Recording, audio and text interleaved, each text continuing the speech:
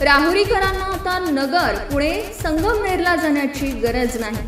आपल्या राहुरीच्या Patil men's and kids वेअरमध्ये आता branded कंपनीचे कपडे 4000 रुपयांच्या किमतीपुढील किमतींच्या कपड्यांवर श्री महालक्ष्मी चांदीची प्रतिमा यासह इतरही ऑफर।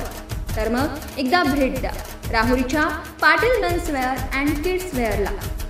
ठिकाण आहे जुने सरकारी रुग्णालयासमोर सौ भागीरथीबाई शाळेजवळ, राहुरी, जिल्हा अहिल्यानगर। प्रोप्रायटर प्रसाद गंगाधर डहाळ। नमस्कार, सार्वमंथन न्यूज महाराष्ट्रमध्ये आपले स्वागत। पाहूयात आजची सविस्तर बातमी।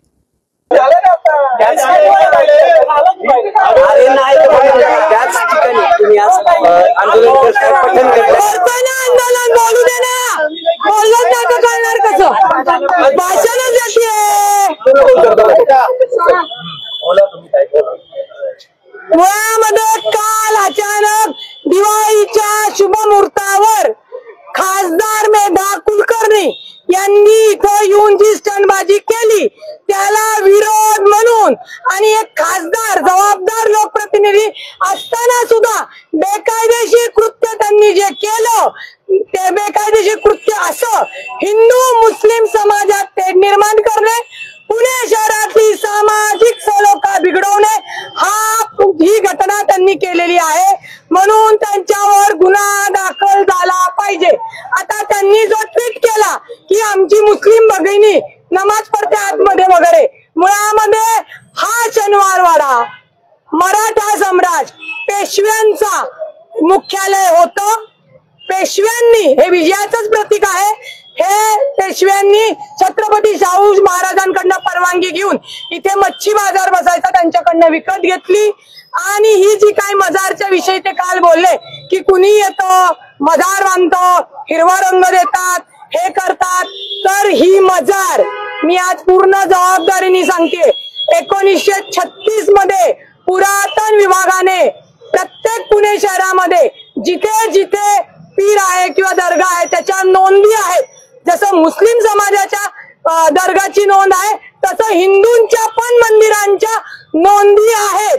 त्याच्यामुळे 1936 पासून असलेली मजार एक खासदार येतात आणि असं वक्तव्य करतात, हे त्यांना अशोभनीय आहे। ज्या हिंदूवादी संघटनांनी जिथे ते आंदोलन केलं त्यांना लोकशाहीने अधिकार आहे, त्यांच्यावर पोलिसांनी गुन्हे दाखल केले असते, परंतु मेधा ताईंनी तिथे येऊन चुकीच्या बेकायदेशीर कृत्याला खत पाणी घातलेलं आहे आणि हे कुठलाही पुणेकर सहन करणार नाही। पुण्यामध्ये गुन्ह्या गोविंदाने हिंदू, मुस्लिम, सिख, ईसाई सगळं आधीपासून आनंदाने राहत आहेत आणि राहणार आहेत। हे जे काही वातावरण त्यांनी बिघडवलं आहे आणि काल जे म्हणत होते फक्त हिंदूंना शनिवार वाड्यात परवानगी द्यायची, मला तुमच्या माध्यमातून सांगायचंय मेधा ताई, तुमच्या बापाचा शनिवार वाडा नाही, हा आमच्या बापाचा म्हणजे छत्रपती शिवाजी महाराज यांचा आहे। त्यांच्या पेशवे हे त्यांच्याकडे पेशवे म्हणून होते त्यावेळेला। अजून जर इतिहासात मी मागे गेले तर अनेक पुरावे घेऊन येऊ शकेल, पण मला हा काही वादाचा किंवा कुठल्या एखाद्या समाजाला दुखवायचा, त्यांच्यामध्ये तेढ निर्माण करायचा अजिबात प्रश्न निर्माण होत नाही। परंतु मेधा ताई शिक्षिका असून सुद्धा, कायद्याचं ज्ञान असून सुद्धा, विद्यार्थी घडवणारे असून सुद्धा जाणीवपूर्वक त्यांनी ही जी घटना केली आहे। माझी पोलिसांना विनंती आहे, तुम्ही जर खासदार मेधा ताईवर गुन्हा दाखल नाही केला, आता आम्ही पुण्यामध्ये दिवाळी चालू आहे, लोकांना त्रास नको म्हणून अत्यंत सामंजस्यपणे भूमिका घेतलेली आहे। जर पोलीस यंत्रणा खासदारबाईला खतपाणी घालत असतील तर खासदारबाईसह पोलिसांना सुद्धा कोर्टात खेचील, कारण का पोलीस असो, मंत्री असो किंवा सर्वसामान्य लोक असो, हे संविधानात आणि कायद्यानुसारच चालतात। तुम्ही आता इथं पठण करणार आहात, हिंदू, मुस्लिम, ख्रिश्चन धर्मियांची लोक तुम्ही केली प्रार्थना, मी हनुमान चालीसा मनातल्या मनात म्हणणार, यांनी दुआ केली, हे मायकल यांनी प्रार्थना केली, असे जे इतर सगळ्या धर्मातले आमचे जे आलेले आहेत सर्व जातीचे बंधू भगिनी ते प्रार्थना करणार आहेत। आणि ज्या अज्ञान महिलांवर गुन्हा दाखल केला तो ASI मेमोरंडम म्हणजे भारतीय पुरातत्व सर्वेक्षण विभाग आणि महाराष्ट्र पर्यटन विकास या सुद्धा पोलिसांनी खासदार मेधा कुलकर्णी यांच्या दबावाखाली केलाय.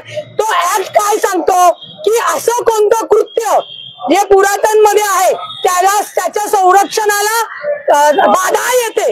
आता ती महिला, ती पुण्यातली एका बाहेरची माहिती नाही, बुरखा घातली म्हणजे ती मुसलमान भगिनी आहे, तिने समजा तिथं ती चादर टाकून तिने असं केलं, काय शनिवारवाड्याला संरक्षणाचा धोका निर्माण झाला.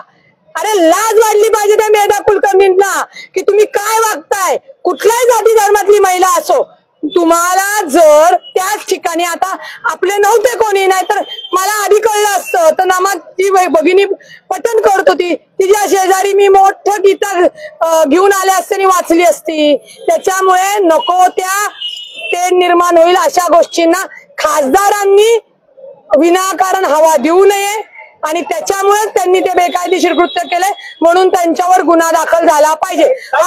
सार्वमंथन न्यूज महाराष्ट्राला लाईक करा, शेअर करा, सबस्क्राईब करा.